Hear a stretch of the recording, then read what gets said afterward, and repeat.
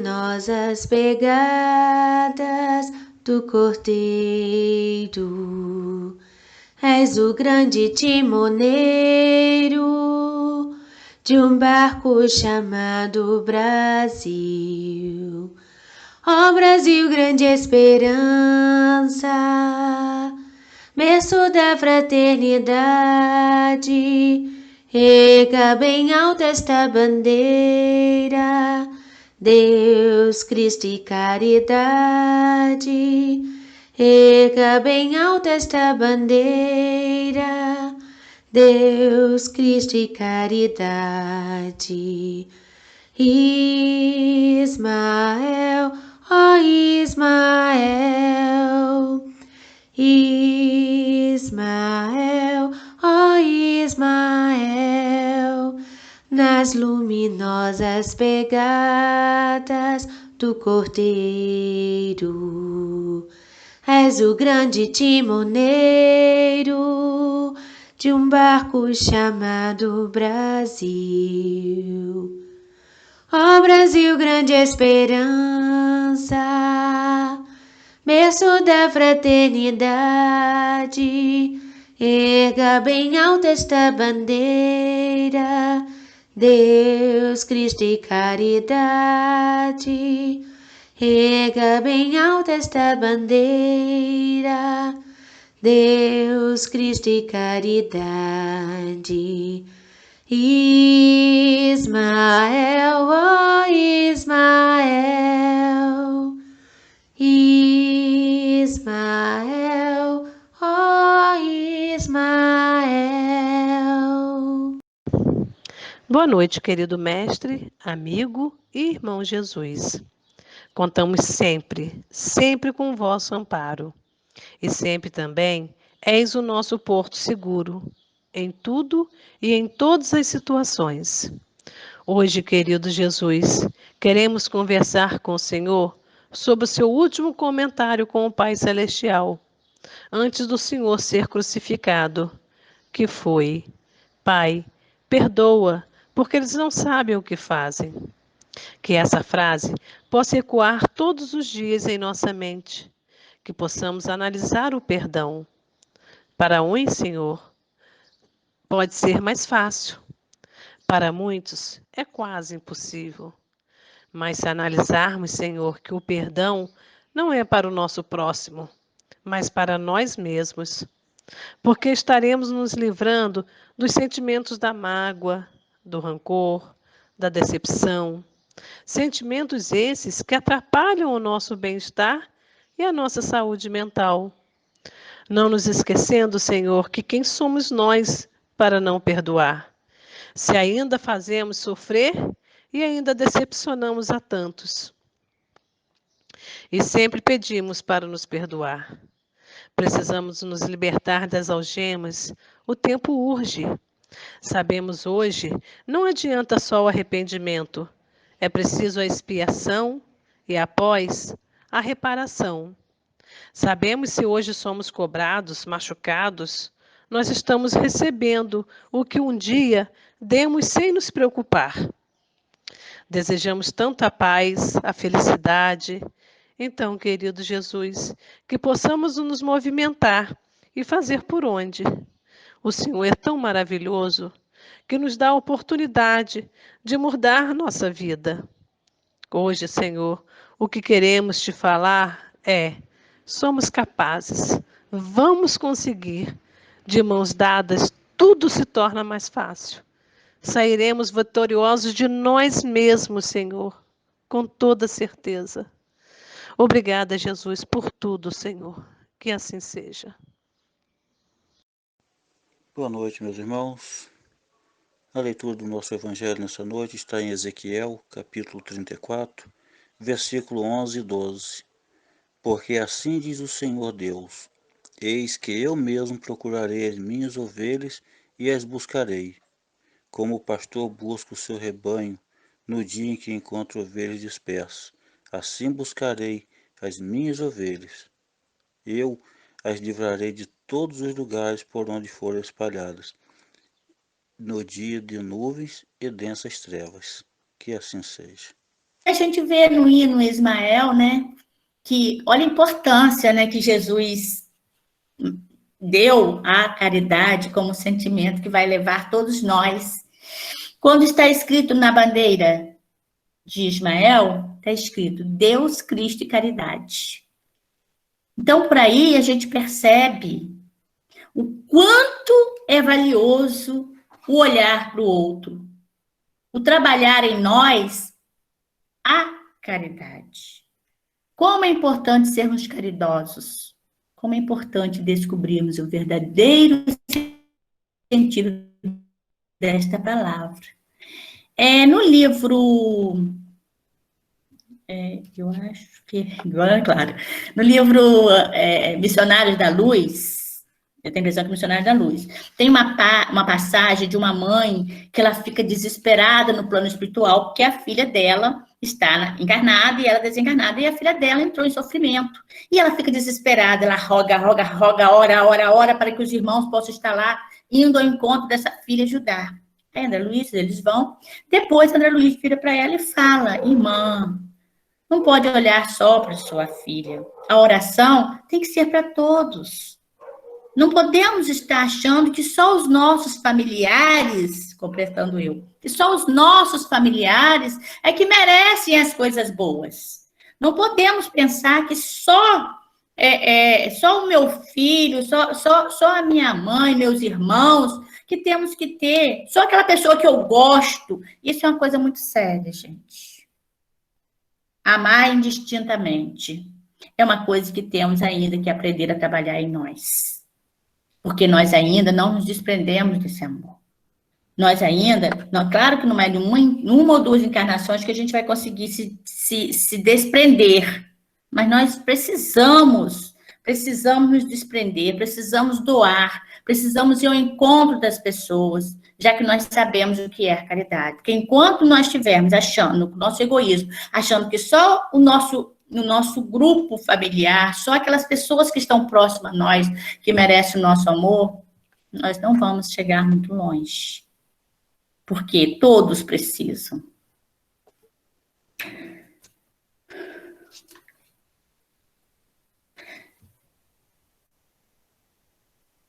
O maior mandamento. Mas o fariseu, tendo sabido que ele tapara a boca dos saduceus, reuniram-se um deles, que era doutor da lei, e veio lhe fazer esta pergunta para o tentar. De novo, Jesus está sendo tentado. Mestre, qual é o maior mandamento da lei? E Jesus lhe respondeu: amareis o Senhor vosso Deus de todo o vosso coração, de toda a vossa alma e de todo o vosso espírito. Eis aí o maior e o primeiro mandamento. Eis o segundo, que é semelhante a este: amarei vosso próximo como a vós mesmo. Toda a lei e os profetas estão contidos nesses dois mandamentos. São Mateus, capítulo 22, versículo de 34 a 40. A caridade e humildade, tal é, pois, o único caminho da salvação. O egoísmo e o orgulho é o caminho da perdição.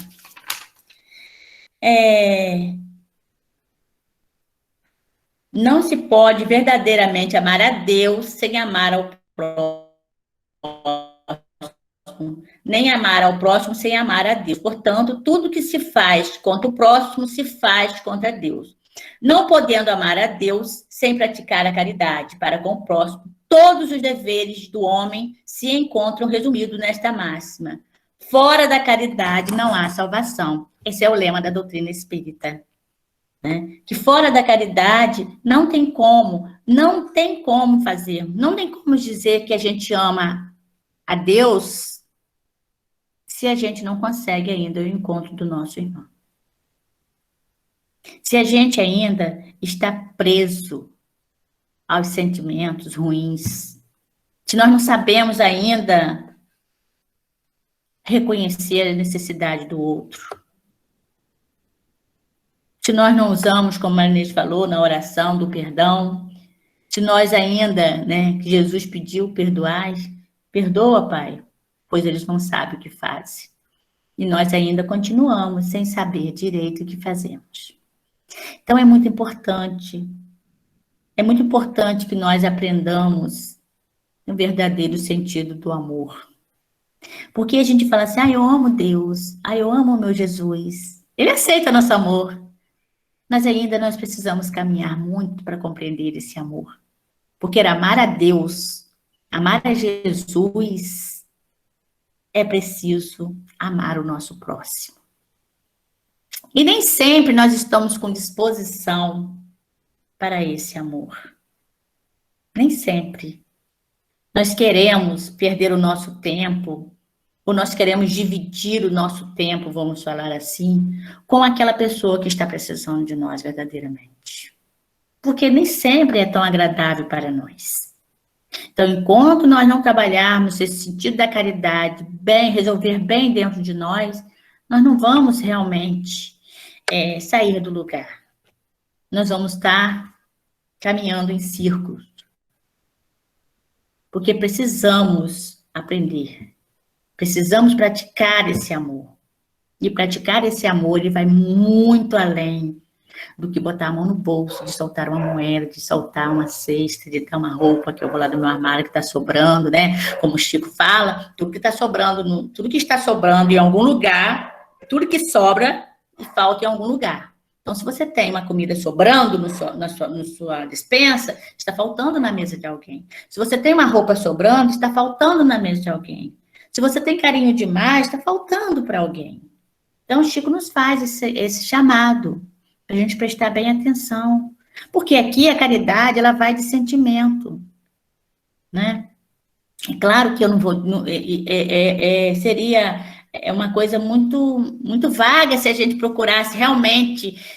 eu amo a pessoa, eu amo todo mundo. Não, isso é um trabalho contínuo que nós temos que estar tentando praticar, que nós temos que estar dia após dia exercitando. E temos que começar assim, dentro da nossa família, muitas vezes, a gente deixa de fazer coisas para os nossos familiares. De repente, dentro da nossa família, a gente não consegue dividir nem perto dos nossos familiares, imagina com os nossos irmãos lá fora. Necessidade e caridade, segundo São Paulo, nosso mentor amado e querido. Então, ele fala, ainda... Quando eu falasse todas as línguas dos homens e mesmo a língua dos anjos, se não tivesse caridade, não seria senão como um bronze sonante e um símbolo retumbante. E quando eu tivesse o dom de profecia, penetrasse todo o mistério e tivesse uma perfeita ciência de todas as coisas, quando tivesse ainda toda a fé possível, até transportar as montanhas, se não tivesse caridade, eu nada seria.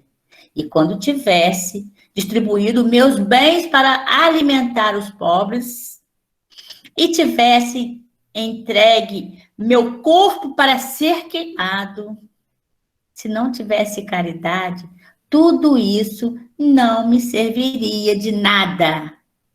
Se não tivermos caridade, os nossos esforços estão sendo em vão. Precisamos correr atrás dessa construção, dessa caridade, da construção dos nossos sentimentos, descobrindo arar a terra do nosso coração, volver bastante, para que nós possamos estar praticando a caridade. Porque ele, o apóstolo Paulo, ele ama muito, nos dá o exemplo, mas é um exemplo com amor. E isso a gente tem.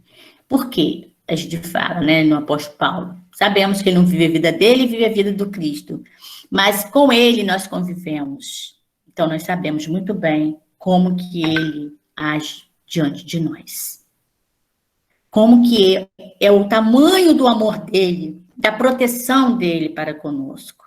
Então, quando ele falou que não adianta nada a gente fazer caridade se a gente não tiver predisposto a isso.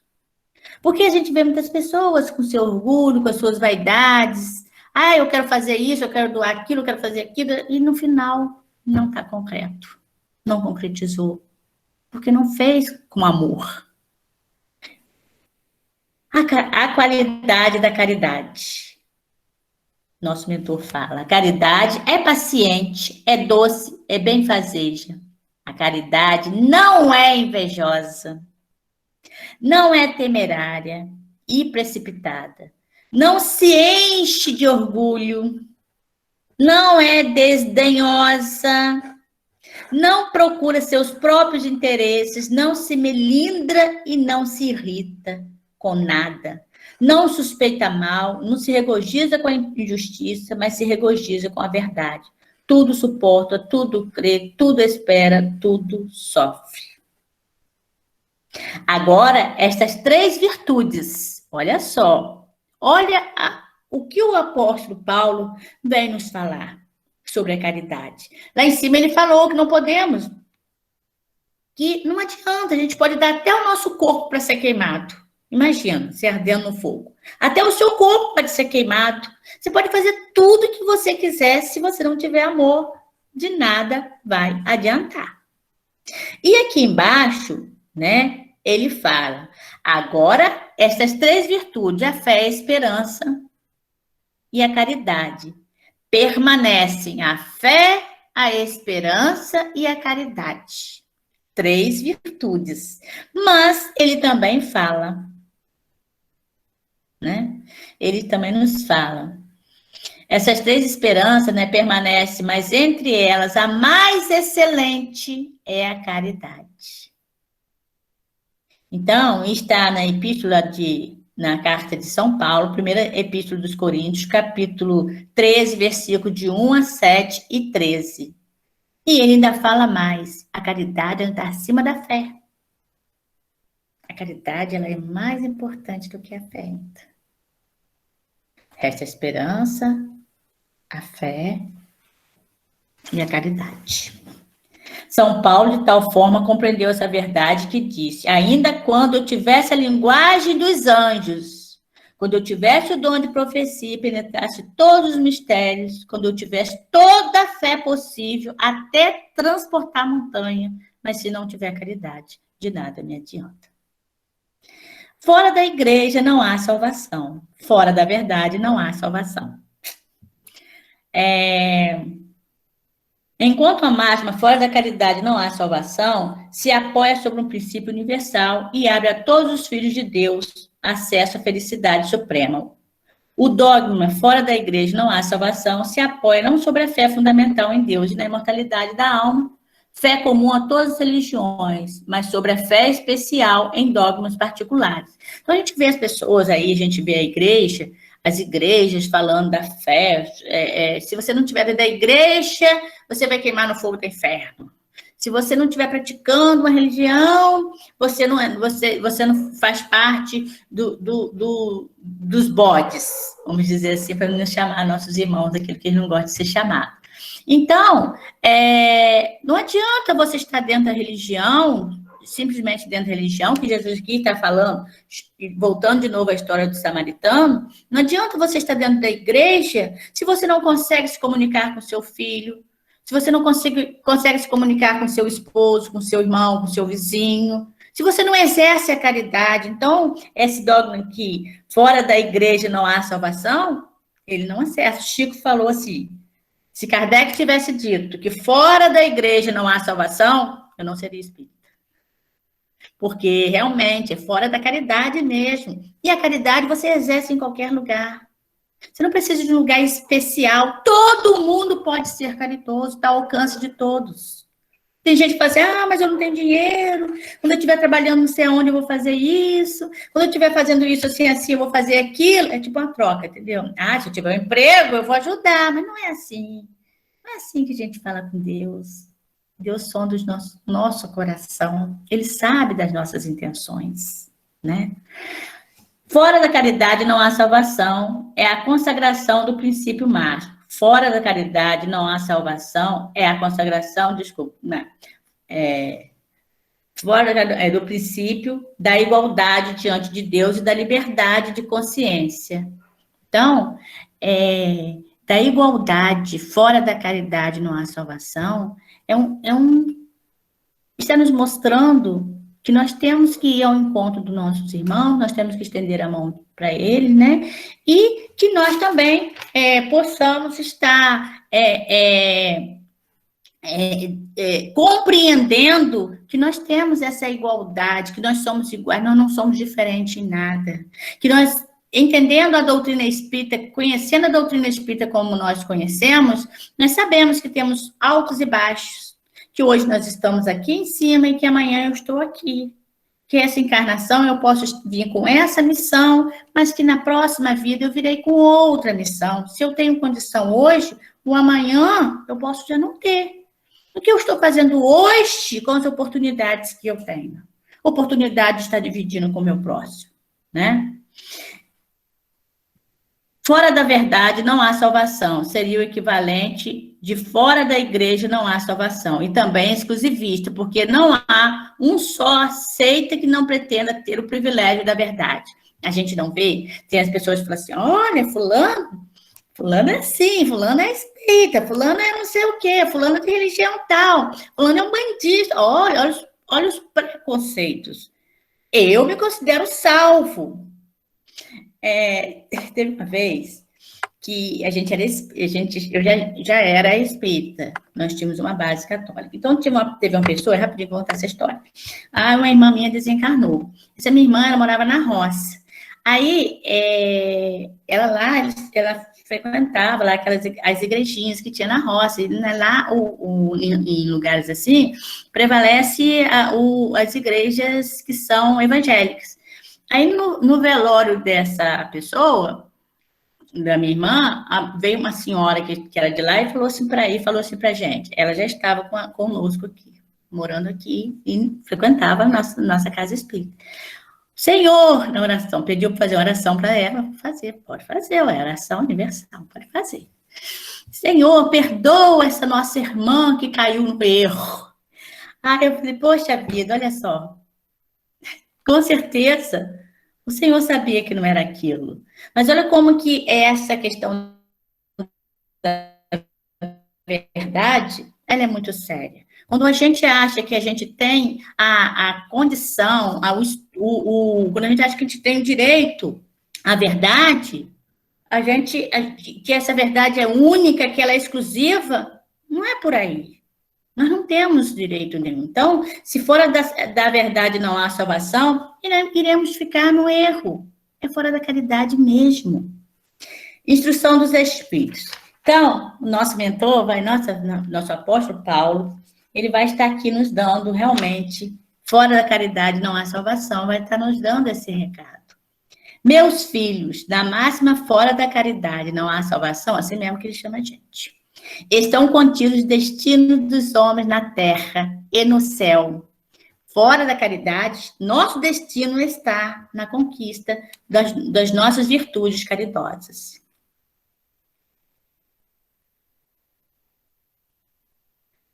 Você falou, Rita falou, caridade é amor. Laura falou, não está gravando. Tá. Cotinha, olhando como uma situação normal quando não é. Deoclésio falou. Você falou sobre o Espírito Ismael, me reportei a vida dele lá na época de Abraão, quando ele era Ismael, filho esqueci a esposa dele agora, que naquela época Sara não tinha filhos, né? Então, Saraí, né? Depois que ela botou outro nome, tirou o I, botou. Sara não tinha filhos e ela recebeu a graça, a escrava H, isso mesmo, Deoclésio. Ela recebeu a graça de ter, o Abraão, né? E pegou essa Sara, né? Para ter filhos. Naquela época era assim, era comum acontecer isso. E ela teve um filho, né? Chamado Ismael. E quando Sara engravidou, ela sabia que não ia dar certo a escrava dela ficar com o filho dele, Ismael. E ele ficou muito preocupado e foi conversar com Deus, né? Com Jeová, nosso pai. Foi quando Jeová falou com ele que não era para se preocupar, que ele seria uma grande missão, né? Mas aí, se eu for contar aí, não vou parar aqui. É muito linda essa história. Tiveram praticado... Desculpa, gente, vou voltar aqui. Porque a sombra dessa estandarte, eles viverão em paz no céu, porque aqueles que tiverem praticado encontrarão graça diante do Senhor. quem praticou a caridade. Esta divisa é a luz celeste, a coluna luminosa que guia o homem no deserto. Então, a caridade é muito lindo, gente. A caridade, ela é a coluna, lembra? Lá dos hebreus, quando Moisés tirou o povo hebreu, é porque eu não tenho muito tempo para falar, eu estou falando correndo. Moisés tirou o povo hebreu do deserto, eles eram guiados na nação árabe, isso mesmo. Eles foram guiados por uma coluna de fogo à noite e de dia, uma coluna, não sei se era luz, ou fumaça. Eles foram guiados, né, no deserto. O povo hebreu, quando ele saiu da escravidão, eles ficaram sendo guiados. E tinha essa coluna. À noite eles eram guiados pela luz, pela coluna de fogo, que descia para eles, porque o povo hebreu foi um povo, nós fomos um povo muito ajudados naquela época. Por quê? Porque nós tínhamos, quando reclamava que não tinha comida, porque reclamar faz parte nossa. Quando reclamava que não tinha comida, por uma nuvem, não, aqui está falando coluna luminosa e nuvem, é verdade, a mesma coisa. E aqui está falando que, então, nós vivíamos reclamando, tinha comida, não quero carne, eu estou enjoada, aí vinha aquela chuva de cordonias. Quando começaram a enjoar das cordonias, ou tinha maná que desceu do céu para eles se alimentarem. Então, eles foi um povo que foi cuidado o tempo todo por Jeová. Ele foi tirado da escravidão, e essa escravidão para eles sentiam que o tempo todo reclamando que lá era melhor do que estar no deserto. Coitado de Moisés, penou muito. Do que estar no deserto, de estar... Tudo eles reclamavam, então eles eram guiados. Para que nada de ruim acontecesse, eles eram guiados, só que era um povo muito endurecido. Aí tinha essa coluna luminosa que guia o homem no deserto da vida, no deserto da vida, para conduzi-lo à terra prometida e brilhar no céu como a auréola santa na fronte dos eleitos, e na terra está gravado no coração daqueles a quem Jesus dirá. Por que o deserto?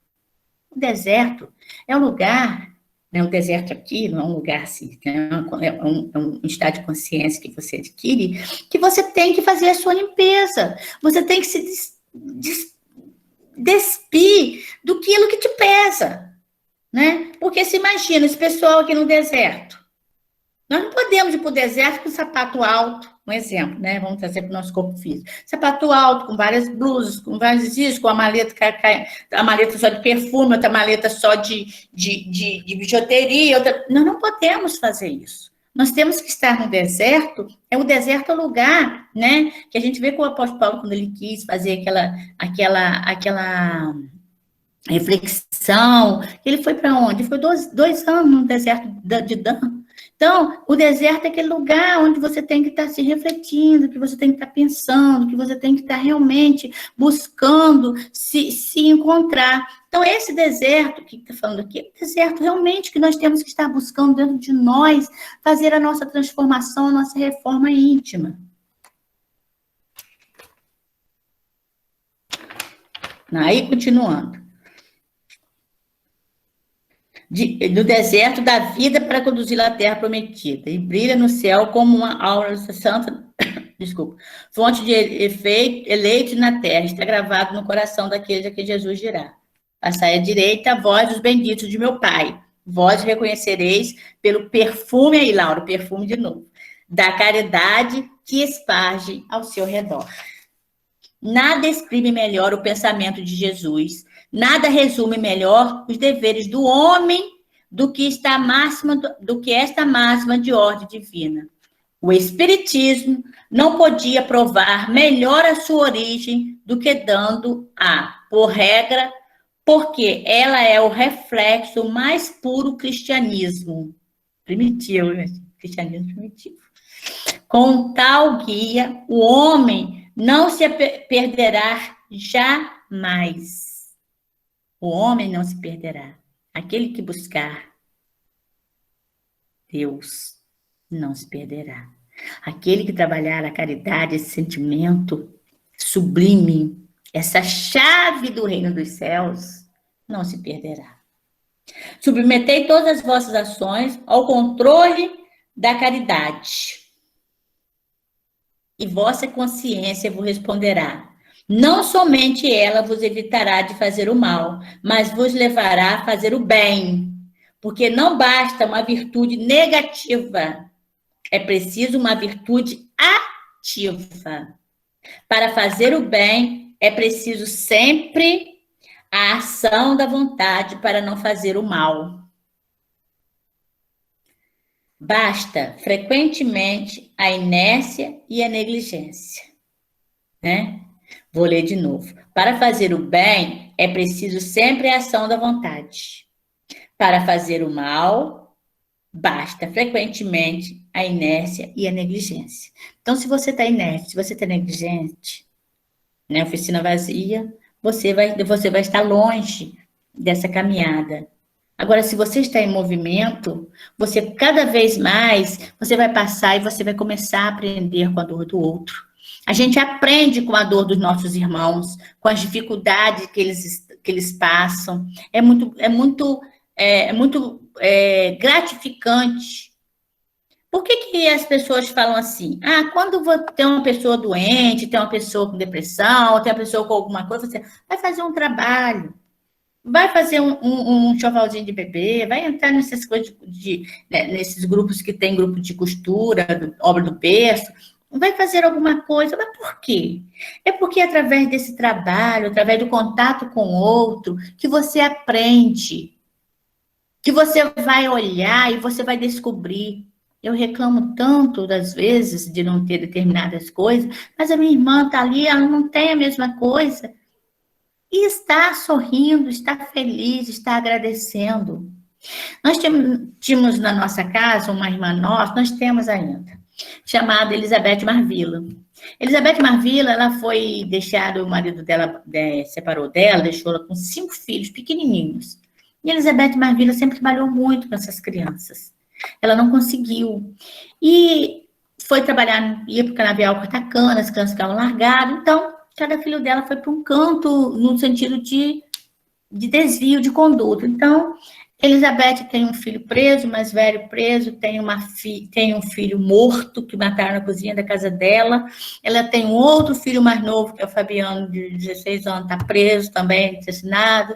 Tem uma filha que passou por situações, por quê? Porque vive num local também que não tinha ajuda nenhuma.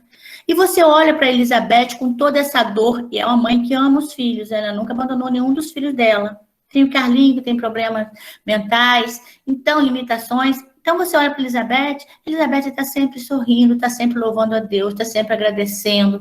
Toda vez que você chega lá, ela está com um sorriso no rosto. Toda vez que você chega lá, ela está falando de Deus, que Deus me abandona, que Deus... Aí você fica assim, puxa vida, né? Imagina, qualquer coisa, né? Você vai, se desmorona. Elizabeth está lá forte, firme, na fé em Deus, sabendo que tem que passar, que eu tenho que passar, né? Olha, eu conto com o mentor Paulo de Tarso, ela falando, quer dizer, ela nunca esquece que ela tem esse amparo. Olha, eu chamo pelo mentor Paulo de Tarso. Com toda essa dor, ela consegue sorrir. Ela acredita em Deus. Ela acredita na força da espiritualidade. Então, isso é muito importante. Por isso é importante as pessoas que estão com problemas de depressão, de qualquer outra coisa, de qualquer outro sentimento, e procurar esse tipo de fazer esse tipo de ter essa convivência com essas pessoas para ver o quanto elas são agradecidas, o quanto que nós temos e o quanto que falta para eles aquilo que você tem, né? Mas a felicidade muitas vezes não falta. Eles são pessoas ainda felizes, apesar de todas as dificuldades. Meus amigos, agradecei a Deus que vos permitiu pudesses gozar da luz do Espiritismo, não porque só aqueles que a possuem podem ser salvos, mas porque vos ajudando a melhor compreender os ensinamentos do Cristo, ela vos faz melhores cristãos. Fazei, pois, que em vós, vendo-se, possa dizer que o verdadeiro espírita e o verdadeiro cristão são uma só e a mesma coisa, porque todos aqueles que praticam a caridade são os discípulos de Jesus, qualquer seja o culto a que pertençam. Olha que lindo, né, gente? Olha que lindo. Todos aqueles que praticam a caridade são os discípulos de Jesus, qualquer seja o culto a que pertençam. O respeito, olha o amor, olha a caridade. Aqui, gente, é rapidinho, está quase acabando, mas eu vou ler aqui em Obras Póstumas, na página 337, Obras Póstumas, acharam um escrito de Kardec, que fala sobre fora da caridade não há salvação. Eu vou ler essa página para a gente, tá? Estes princípios, para mim, falando que eles acharam, depois que Kardec desencarnou, esses escritos nas coisas dele. Então, ele falou assim, fora da caridade não há salvação. Aí ele escreveu, esses princípios, para mim, não existem apenas em teoria, pois que os ponho em prática. Faço tanto bem quanto permite a minha posição. Presto serviços quando posso. Os pobres nunca foram repelidos de minha porta ou tratados com dureza. Foram recebidos sempre, a qualquer hora, com a mesma benevolência. Jamais me queixei dos passos que hei dado para fazer um benefício. Ora, Kardec. Pais de família têm saído da prisão graças aos meus esforços. Certamente não me cabe inventariar, olha o que ele falou, por que ele deixou isso escrito? Não me cabe inventariar o bem que já pude fazer. Mas, do momento em que parece esquecer tudo, é-me lícito, creio, trazer a lembrança que a minha consciência me diz que nunca fiz mal a ninguém, que hei praticado todo o bem que esteve ao meu alcance. E isto, repito, sem me preocupar com a opinião de quem quer que seja.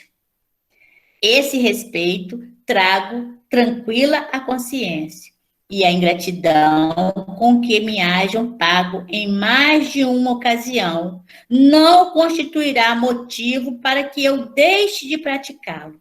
A ingratidão é uma das imperfeições da humanidade. E como nenhum de nós está isento de censuras, é preciso desculpar os outros para que nos desculpem a nós, de sorte a podermos dizer como Jesus Cristo: atire a primeira pedra aquele que estivesse em pecado. Continuarei, pois, a fazer todo o bem que me seja possível, mesmo aos meus inimigos, porquanto o ódio não me cega. Sempre lhe estenderei as mãos para tirá-los de um precipício, se oferecer oportunidade. Eis como entendo a caridade cristã. Compreendo uma religião que nos prescreve retribuamos o mal com o bem. E com mais forte razão que retribuamos o bem com o bem. Nunca, entretanto, compreenderia a que nos prescrevesse que pagássemos o mal com o mal. Isso foi o que Kardec deixou para mim. Então, Kardec aqui, ele descreveu, fora da caridade não há salvação, em Obras Póstumas, ele descreveu tudo. Ele conseguiu ser esse caridoso.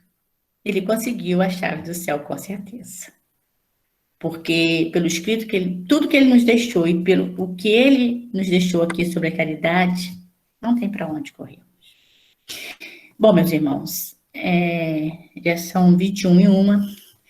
Eu estou agradecendo a todos, agradecendo o nosso Pai Senhor Jeová, nosso irmão Jesus Cristo, nosso mentor amado querido, que cuida de todos nós. Todos nós, todos. E agradeço a vocês pela atenção, por estarmos juntos mais uma vez. E vamos ouvir, né, o hino, que é um hino novo, que a Laura recebeu inspiração, né, Laura? Fez hoje cedo. Quando eu pedi ela, menina, que era muito grande, ela foi, depois me enviou esse hino. Não, ela está muito inspirada, graças a Deus. Que Deus te conserve, minha vida. Ficamos todos na paz do nosso Senhor Jesus Cristo. Fora da caridade não nos há salvação. Assim nós aprendemos a olhar para cada irmão. O Espiritismo veio nos ensinar que caridade é carinho, que caridade é se doar, estender a nossa mão com alimento vivo e pão, com palavras do Evangelho, o caminho da salvação. Nosso abraço é acalento, a palavra consolação. Um sorriso, nosso instrumento de resgatar cada irmão. Fora da caridade não nos há salvação. Assim nós aprendemos a olhar para cada irmão. O Espiritismo veio nos ensinar que caridade é carinho, que caridade é se doar.